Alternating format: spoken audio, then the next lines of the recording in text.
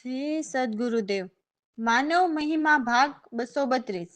હે માનવ, સંત એટલે પરમાત્માને નિર્ણય નિરખેલ હોય અને પિંડ પરખેલ હોય તે સંત. પછી ભગવા પહેર્યા હોય અને સંત કહેરાવતો હોય તો એ પરમાત્માના જ્ઞાનીના હિસાબે જમરાજા કહેવાય છે અને માનવ જીવનો આત્મહત્યારો પણ કહેવાય છે. એટલે પોતે પૂર્ણ પરમાત્માનો જ્ઞાની ન હોય અને જેનામાં અધૂરાપણું હોય તો તે શિષ્યો કરવાની બહુ જ કાળજી રાખે છે, પણ અંતે ગુરુ શિષ્ય બંને નર્ક 84 જાય છે. માટે હે માનવ, પરમાત્માના જ્ઞાનીઓની વાતને સમજો. તો એવું કહે છે કે પરમાત્માના જ્ઞાનીઓ કરોડોમાં કોઈક હોય છે, તો આ ઢગલાબંધ ક્યાંથી આવ્યા? બાકી સત્ય જ્ઞાનીઓ કહે છે સંન્યાસ કે તપસ્વીમાં હું નથી. એટલે જે પ્રગટ પરમાત્માને જોયા હોય તેને દેહ ભીતર પ્રગટ કરેલ ન હોય એટલે કે છે હું નથી. બાકી તો ભગવા પહેરેલા હોય અને દેવ ભક્તિ કરતો હોય તો તેને ભક્ત કહેવાય. બાકી સંત શબ્દ વપરાતો હોય તો તે પાખંડી. જો પરમાત્માનો જ્ઞાની હોય તો પણ સંતો કહે છે કે સદગુરુને પૂછીને પગલા ભરજે. એટલે ભલે જ્ઞાન હોય પણ જેને દેતા આવડે તેને પાછું લેતા પણ આવડતું હોય, અને પાછું લે એટલે જીવ પાછો દેહધારી દેવોમાં પડી જાય અથવા તેના લક્ષણો 84માં જવાના દેખાઈ આવે છે. આ બધું તમારી સામે જ છે.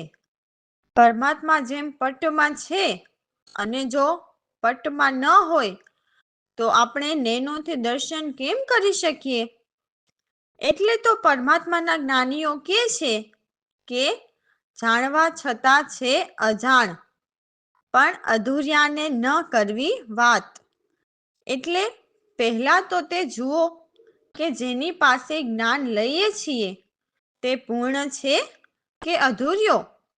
કારણ કે પૂર્ણતા પામેલને પહેલા તો કોઈની પડી જ નથી હોતી.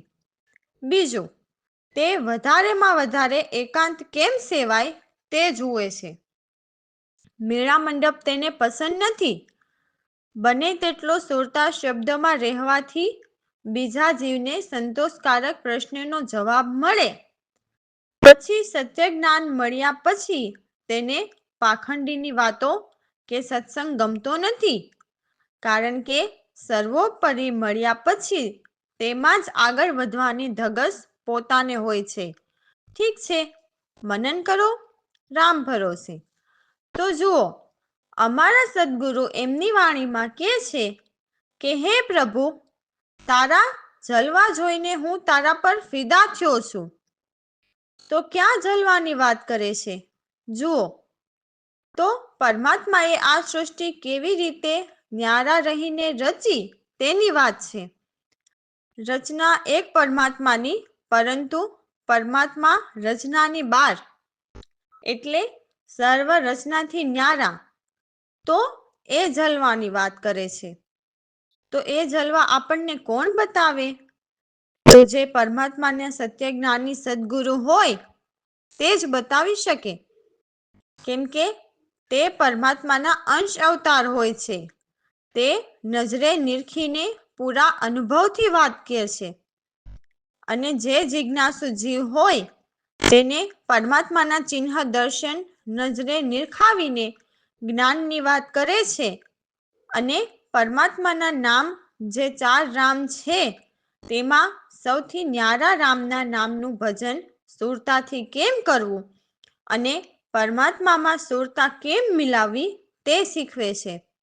તો અમારા સદગુરુ એવા પરમાત્માને કહે છે કે તારી ખૂબ સુરતી પર મારા તન મન ધન બધું જ કુરબાન છે.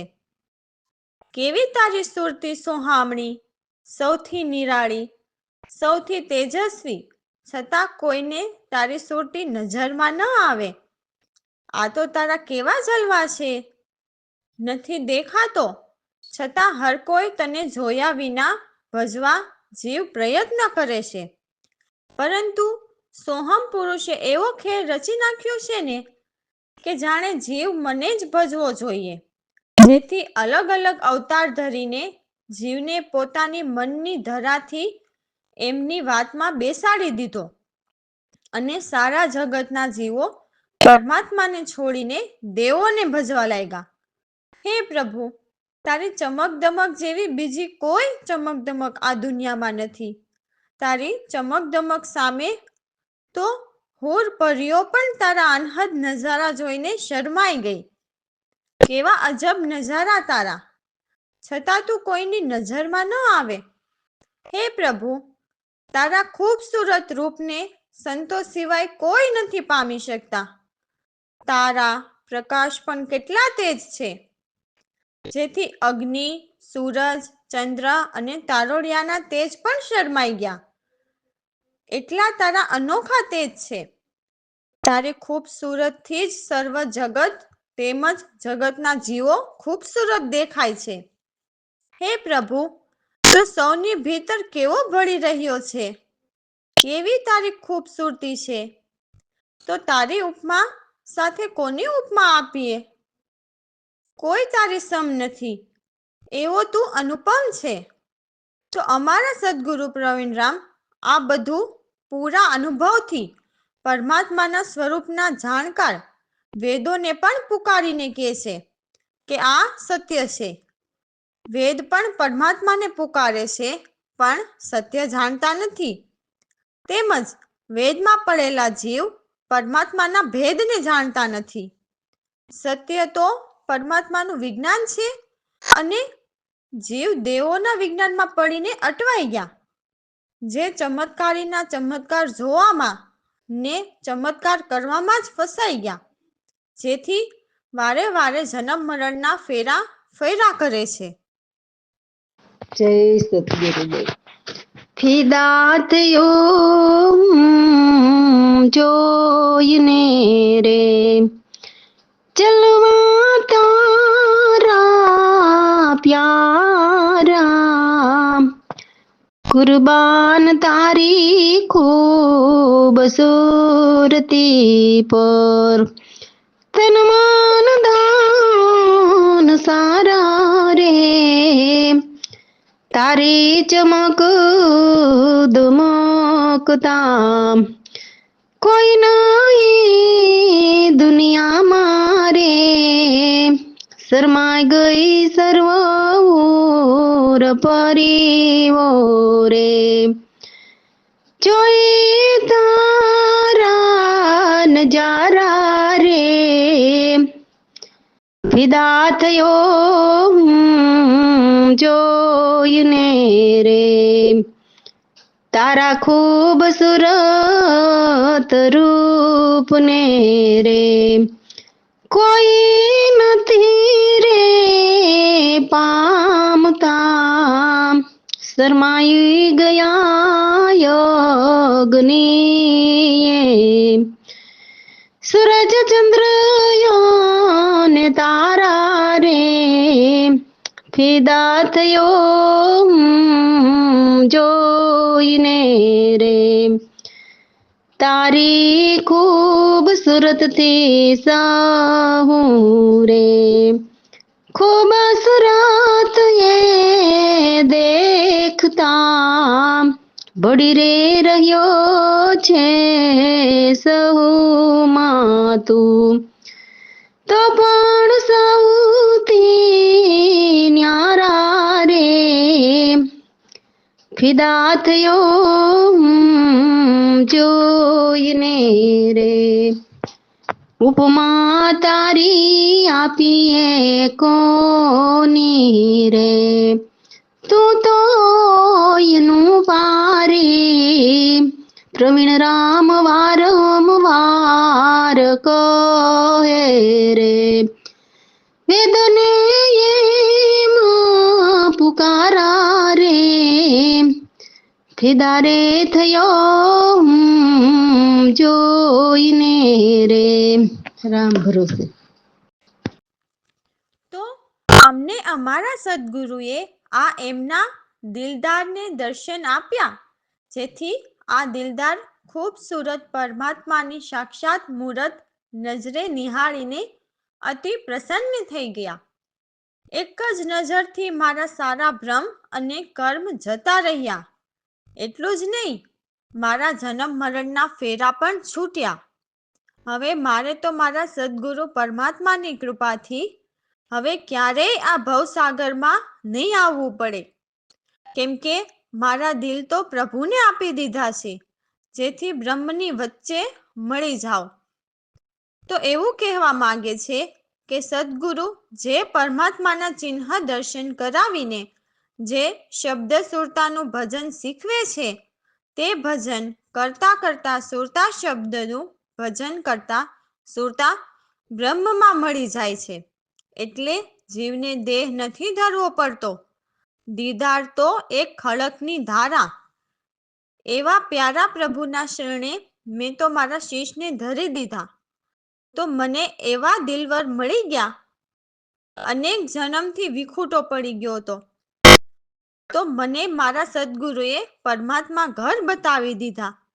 તો હવે મારા પ્રભુથી મારાથી દૂર નથી. તો અમે એવા મુર્શિદથી પરમતમાનો ભેદ જાણ્યા. તો મુર્શિદ એટલે સદગુરુ ગમથી અમે સારો ભેદ પામ્યા. અમને અમારા સદગુરુએ અમારી ચર્મ દ્રષ્ટિથી પરમાત્માના ચિહ્ન દર્શન કરાવીને ખૂબ જ નજીક પરમાત્માને બતાવ્યા, જે સારા સકળમાં સરભર ભરપૂર ભરેલા છે. તે નજીક કે દૂર નથી, એ અમારા સદગુરુએ અમને અતિ પ્રેમથી બતાવ્યા. તો અમે એ પ્યારાના આશિક છીએ કે જેમને આ સારા ખલક એકલાએ રચાવ્યા. તો અમારા સદગુરુ પ્રવીણરામ એ જ અમારા આશિક અને એ જ અમારા માશુક, એટલે સત્ય માર્ગદર્શન આપનારા, એ જ સર્વ પર એકતા રાખનારા છે, એમ દાસલાલ કહે છે. જય સદગુરુદેવ. આપે દિલદારને દર્શન દેખી દિલ થઈ ગયા પ્રસન્ન. જન્મ અને મરણ સર્વ સુટિયા, ભ્રમ અને કરમ સર્વ ખૂટિયા. હરિભવ સાગર માનયાવું, બ્રહ્મની વચ્ચે મળી જાઉં. આપે દિલદારને દર્શન, દીદાર ખડગની ધારા, પ્યારા પર શીસને ધરિયા. મળ્યા ફરી હરદમ દિલવરને, હવે તો દૂર નહીં મારા. આપે દિલદારને દર્શન, વેદ એવા મુર્શિદથી પામ્યા, બહુ જન જીક બતાવ્યા. સકળમાં ગરક ભર્યા ભરપૂર, નહીં એ નજીક નહીં દૂર. આપે દિલદારને દર્શન, પ્યારા અમે એમના આશિક, જેમને ખલક રચાવ્યા. દાસલાલ આશિક નિજ પ્રવીણ રામ, આશિક અને માસુક એક તાઈ. આપે દિલદારને દર્શન. રામ ભરોસે. તો અમારા સદગુરુ કહે છે કે જે શીલ સાધે તે સાચા જોગી. તો શીલ એટલે પરમાત્મા, સાધે એટલે નજરે નિરખે તે. તો જે પરમાત્માને નજરે નિરખે તે સાચા જોગી કહેવાય છે. બાકી આ ધોતિયા પહેરીને ભીખ માંગવા નીકળી પડ્યા તો શું એ સાચા જોગી હશે? અરે ના વાલા, સાચા જોગી તો સાધન સારા ઝરણા ઝારે, એટલે આ દેહ શરીરથી સુરતા શબ્દનું ભજન કરતા એક એક નાડી જે રોગોથી ભરેલી છે તેને શુરતાથી શબ્દના એવા ઝરણા વહાવીને એક એક નાડીને શુદ્ધ કરીને આ કાયા સદા નિરોગી રહે છે. એટલે સોહમ પુરુષના ઘરની મનની વાસના અને ઓહમ શક્તિની 25 પ્રકૃતિને ભગાવીએ જેથી આ કાયા દેહ નિરોગી બને છે. જેથી શીલ વ્રતથી ભક્તિ ઉપજે કેમ કે ભીતર ભરેલા દુર્ગુણો શબ્દ સુરતાનું ભજન કરતા નાશ પામે છે. બુદ્ધિ પવિત્ર થાય છે જેથી જ્ઞાન વાચા ભીતરથી જ એવી પ્રગટે છે કે આ જગતની સકળ વાસનાઓ ભીતર ભરેલી હોય અને શીલ શૃંગાર સાધે તે સાધુ શું જાણે જગભોગી. તો શીલ શૃંગાર એટલે ટીલા ટપકા કે અંગે ભભૂત લગાવીને ગમે તેટલા જન્મ ફરે તો શું થયું? એ જગભોગી પરમાત્માના ઘરની રીતથી તો શું જાણે? ટીલા ટપકા તાણવામાંથી નવરા રહીએ તો પરમાત્માની ખબર કરવા સત્ય જ્ઞાની પાસે જાય ને. એમાં વળી એવી જટા બનાવે ને કે 24 કલાક એમાં બગાડે. અરે મારા ભાઈ, આઠે પહોર સુરતા શબ્દનું ભજન કરવાનું છે. ટીલા ટપકાને જટાયુ બનાવવામાં સમય ન બગાડો. કદાચ તમે આખી જિંદગી જટાયુ બનાવ્યા કરશો તો પણ પ્રભુ મળશે નહીં. કેમ કે ભક્તિ દેખાવ કરવાની નથી હોતી. ભક્તિ તો એકાંતે બેસીને અલખને આરાધવાની હોય છે. હે કહેવાતા જોગી, દીપક વિના જગતમાં અંધારા જ છે. કેમ કે સૂર્યના કિરણો પૃથ્વી ઉપર નહીં પડે તો અંધારા પટ. તેમજ શીલ વિના સર્વ રોગી. તો શીલ એટલે પરમાત્માના જ્ઞાની સાધુ. તો એવા શીલ સંતોષી સદગુરુ વિના સર્વ નર નાર કૂતરાની જેમ ડેલીએ ડોકા કાઢતા ભટકતા ફરે છે. આદર રહિત અયોગી. તો એમ મન તો મરકટ એટલે વાંદરાની જેમ ઉપર નીચે અને નીચે ઉતરે ને એમ ગુલાટીઓ માર્યા કરે. એટલે મન સ્થિરતા ધરે નહીં અને ઉલટાની બમણી ચિંતા લાગી રહે. કેમ કે એવા ટીલા ટપકા કરતા ને જટા વધારતા હોય તેને બમણી ચિંતા કેમ વધે? તો એટલા માટે કે એ સાચા શીલ સાધુ નથી હોતા. નથી શબ્દ સુરતાનું ભજન એમની પાસે, નથી રામ નામ. તો એમની પાસે શું છે? તો પહેલું, એમની પાસે અનેક નારીને સેવા કરાવવી. બીજું, જટા બનાવીને ટીલા ટપકા તો કરવા લાગ્યો પણ આ રામ નામ વિના કેટલો ટાઈમ ચાલે? તો એવા ખોટા જગધૂતાના મન નવું ચિતર્યા કરતું હોય છે.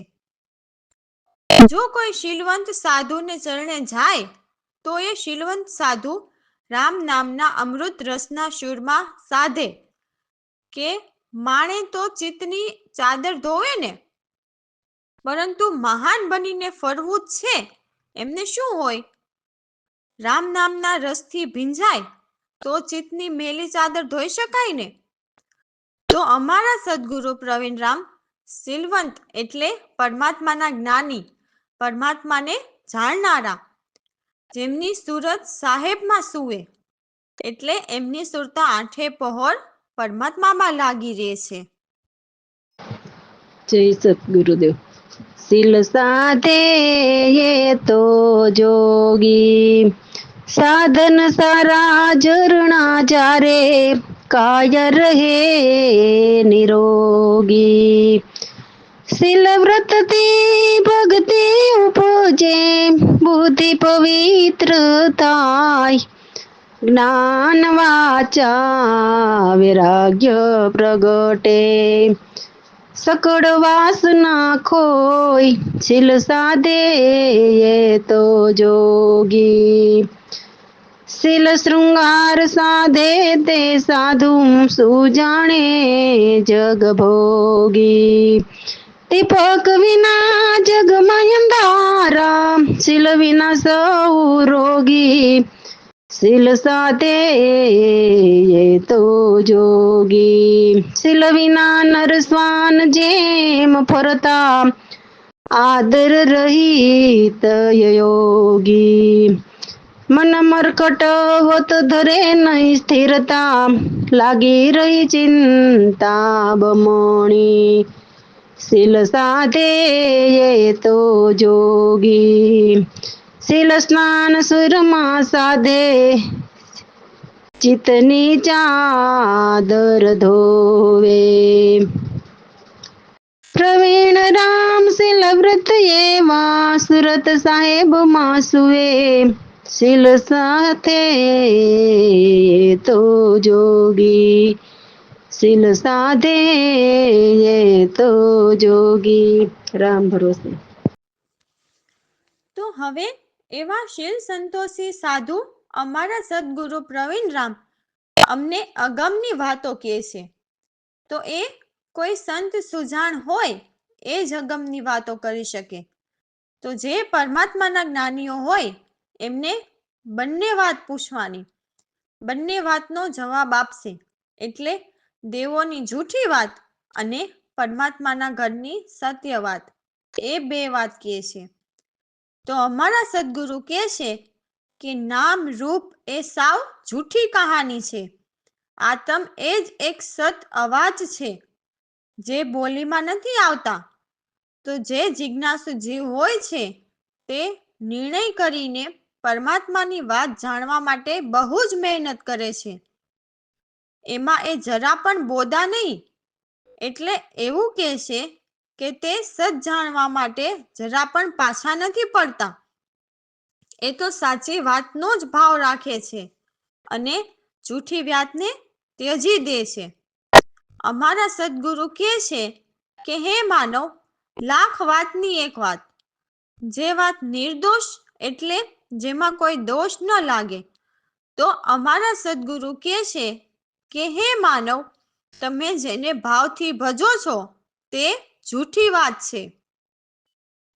તે તમે દેવોના ફોટા અને મૂર્તિને ભજો છો, તો એ જૂઠી વાતને ભાવથી ન પકડો. અને સર્વે સાચી વાત કાને ધરીને સોચ સમજ લ્યો મારા ભાઈ. કેમ કે જૂઠી વાતનું ગ્રહણ કરીને દરેક માનવ આ ભવસાગરમાં ડૂબ્યા છે. એમ જુગ જૂના આવા ગુણ ન ગાવા જોઈએ. જેમણે પરમાત્માના સાચા ગુણ ગાયા તે સમજીને પાર ઉતરી ગયા અને અખિલ આનંદ પરમાત્માને ભેટ્યા. તો આવી વાતને સંત વધાવે છે અને આવા સાચા સંતો દેવોના ઘર અને દેવીના ઘર બતાવીને કહે છે કે શું સત્ય છે અને શું અસત્ય છે. તો અમને અમારા સદગુરુ પ્રવીણરામ પ્રભુએ સૂઝ સમજ દીધી, જેથી અમે સત્ય પામ્યા. એમ સદગુરુ પ્રવીણરામ પ્રતાપે દાસલાલ ગુરુજીના ગુણ વખાણે છે. રામ ભરોસે. જય સદગુરુ. એ યોગમની વાત કહી રે, સમજે કોઈ સંત સુજાણ,